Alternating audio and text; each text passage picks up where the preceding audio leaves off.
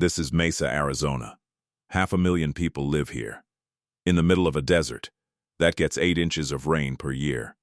Los Angeles gets 15. Here's the problem. Mesa is about to run out of water. Not in 50 years. Not in a decade. The Colorado River, which supplies 40% of Mesa's water, is drying up right now. Lake Mead is at 27% capacity. If it drops to 25%, Mesa's water gets cut. Completely. We're 2% away. So here's the question nobody's asking. What happens to 500,000 people when the water stops? I'm Cities Explained. Every week I break down how American cities actually work, the infrastructure nobody sees, the systems keeping millions alive, and the decisions made decades ago that are failing today. This is Mesa, Arizona. And this is how a city dies. Mesa, Arizona is the 35th largest city in America. It's bigger than Miami. Bigger than Atlanta. Bigger than Minneapolis. 504,000 people, and it exists in one of the driest places in North America. The Sonoran Desert gets 8 inches of rain per year. That's less than the Sahara in some years. Phoenix gets national attention. Everyone talks about Phoenix. But Mesa? Mesa is Phoenix's forgotten neighbor, the one dealing with the same crisis, with even less infrastructure. Mesa was founded in 1878 by Mormon pioneers. They didn't choose this location because it was smart.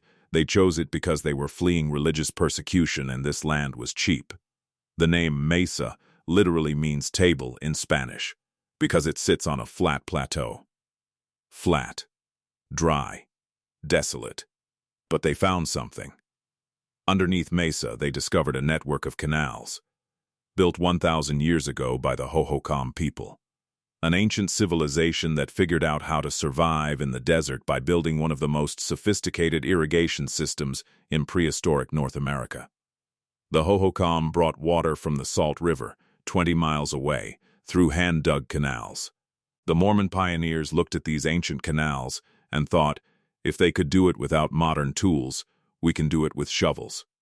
They rebuilt the Hohokam canals in the 1880s, the Arizona Canal, the Grand Canal, still in use today. 140 years later, Mesa is using the same water system built by religious refugees in the 1800s. That should terrify you, because here's what nobody tells you. Mesa doesn't look like it's dying. Drive through Mesa today and you see green lawns, golf courses, swimming pools. Everything looks fine. That's the problem. It looks fine until the day it doesn't.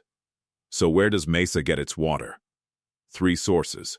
40% comes from the Colorado River, 300 miles away. 30% comes from the Salt River, 20 miles east. 30% comes from groundwater, pumped from underground. Let's talk about each one, and why they're all failing. Source 1. The Colorado River. The Colorado River supplies water to 40 million people across 7 states. It's stored in Lake Mead, the largest reservoir in America. Or it was the largest. Lake Mead is currently at 27% capacity. You can see the water line on the rocks. Those white rings? That's where the water used to be. Lake Mead has dropped 170 feet since 2000. At 25% capacity, the federal government triggers Tier 2 cuts. That means Arizona and Mesa lose 40% of their Colorado River water. Overnight. We are 2 percentage points away from that happening. The federal government says Lake Mead could hit 25% by late 2025. That's this year. When that happens, Mesa loses 40% of its water supply. Imagine if 40% of your city's water just stopped. No warning, no transition, just gone. Source 2. The Salt River. The Salt River is Mesa's backup. Except the Salt River is a lie. Look at it today. It's a dry gravel bed. The Salt River only flows 3-4 months per year now during spring snowmelt from the mountains. The rest of the year, completely dry. Mesa built its entire second water source on a river that doesn't exist 8 months of the year, and climate change is reducing snowpack in the mountains. Less snow, less melt, less water. The Salt River is dying. Source 3. Groundwater. When the rivers fail, Mesa pumps water from underground aquifers. These are ancient water reserves, fossil water that's been underground for thousands of years. Mesa is pumping water that fell as rain before the pyramids were built, and they're pumping it faster than it refills. The water table is dropping 10–15 feet per year in some areas. That means in 20–30 years the groundwater is gone too. You can't refill an aquifer on human timescales. Once it's gone for centuries. So, let's do the math. Colorado River, failing. Cuts coming in months. Salt River, dry 8 months a year. Snowpack declining. Groundwater, depleting faster than it refills. Mesa uses 50 billion gallons of water per year. That's 137 million gallons per day. And all three sources are collapsing simultaneously. This isn't a future crisis. This is right now.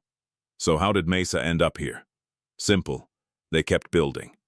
In 2000, Mesa had 400,000 people. Today, 504,000. That's 26% population growth. In a desert, during a megadrought. Who approved this? Mesa's city government approved thousands of new housing developments in the last 20 years. Every new house needs water, every new lawn, every new pool, every new toilet. But nobody asked, where will the water come from? The city planners assumed the Colorado River would keep flowing forever. They assumed wrong. Mesa has 7 golf courses in a desert. A single golf course uses 130 million gallons of water per year. That's enough to supply 1,000 homes. Mesa's 7 golf courses use more water than 7,000 homes. And they're watering grass. In a desert. During a drought. This is the definition of insanity. Here's the crazy part. Las Vegas, another desert city, uses 40% less water per person than Mesa. Las Vegas banned front lawns. They pay people to rip out grass and replace it with desert landscaping. Las Vegas recycles 99% of indoor water. Mesa recycles 10%. Las Vegas treats water like the crisis it is. Mesa treats water like it grows on trees. Spoiler, it doesn't. Here's where we are. Lake Mead is at 27%. At 25%, Mesa loses 40% of its water. The federal government projects we hit 25% by late 2025 or early 2026. That's 18 months from now. Mesa has no plan, no backup, no solution. So what actually happens when Mesa loses 40% of its water? Let me walk you through it. Week by week. Week 1. The federal government announces Tier 2 cuts. Mesa's water allocation from Lake Mead drops 40%. The city government holds emergency meetings. They announce mandatory water restrictions. No lawn watering. No car washing. Shorter showers. Citizens panic. Stores sell out of bottled water. Weeks 2 through 4. The restrictions aren't enough. Mesa is still using more water than it receives. The city starts rationing. Water is shut off from 10 p.m. to 6 a.m. citywide. Businesses with high water usage, car washes, laundromats, some restaurants are forced to close. Unemployment spikes. Month 2. People start leaving. If you can afford to, you move. Phoenix suburbs that still have water see housing prices spike. Mesa sees a mass exodus. 50,000 people leave in the first 2 months. Housing prices in Mesa crash. Your $400,000 house? Now worth $150,000. Because who wants to buy a house in a city with no water? Months 3 through 6. Mesa becomes a ghost town. Entire neighborhoods abandoned. Businesses boarded up. The tax base collapses. The city can't afford to maintain infrastructure. Roads crumble. Streetlights go dark.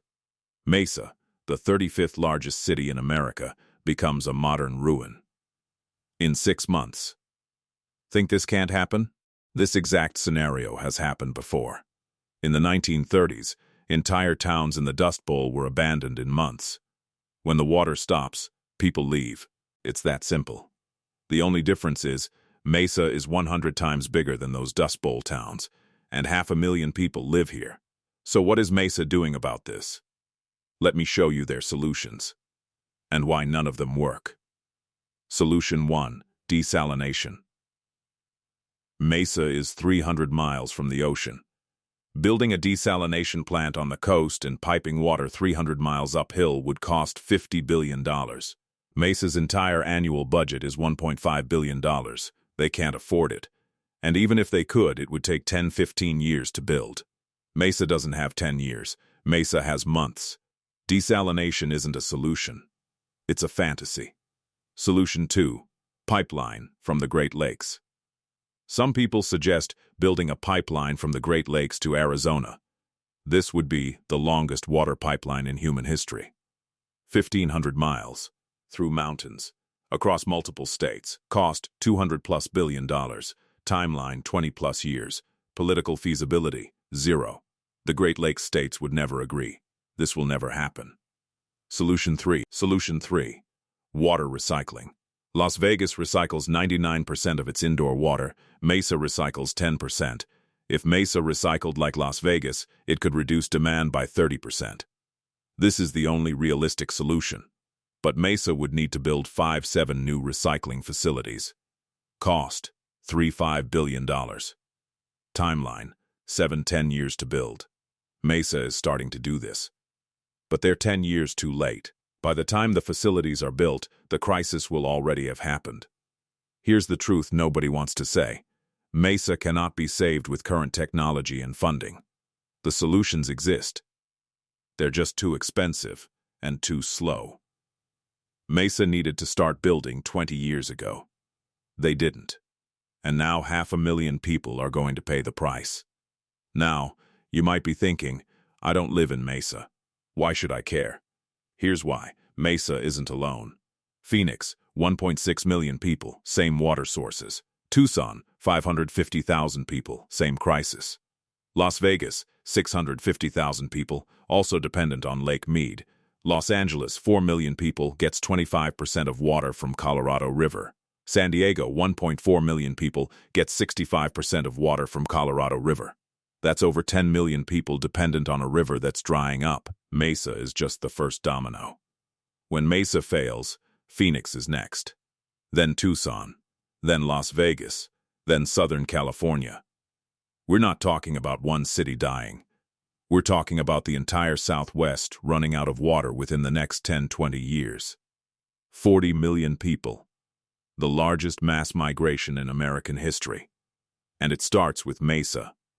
The economic impact? Trillions of dollars. California's GDP alone is $3.9 trillion, larger than most countries. If Southern California's water supply collapses, the entire U.S. economy collapses with it. This isn't a regional problem. This is a national crisis that nobody's talking about. And it affects you directly. California grows 50% of America's fruits and vegetables, with Colorado River water. When that water stops, food prices skyrocket. Your grocery bill doubles, then triples. Then entire food categories disappear from shelves. This isn't about Mesa. This is about your ability to afford food in 5 years. So what would it take to actually solve this? Here's what needs to happen. Step 1. Federal Emergency Declaration. The President declares the Southwest water crisis a national emergency. Congress allocates $500 billion for water infrastructure. Largest infrastructure project since the interstate highway system. Will this happen? No. Because Mesa isn't flooding. There's no dramatic disaster footage for CNN. Water crises are slow disasters. Politicians don't act on slow disasters. They wait until people are dying. By then, it's too late. Step 2. Build massive recycling infrastructure. Every southwestern city needs to recycle 90% of water. Build 50+ new recycling facilities across Arizona, Nevada, California. 10-year timeline. $200 billion cost. Will this happen? Partially. Some cities are building facilities, but not fast enough, not at the scale needed, and not in Mesa. Step 3. Stop desert development. Ban all new construction in water-stressed desert cities. No new houses, no new golf courses, no new pools. Force manage decline, planned reduction of desert populations over 20 years. Will this happen? Absolutely not. Real estate developers own half the politicians. They'll keep building until the day the water stops. because profits matter more than survival. So here's where we are. Mesa, Arizona, 500,000 people, is going to run out of water, not in some distant future. In the next 5–10 years. They have no plan to stop it, no funding to prevent it, no political will to act.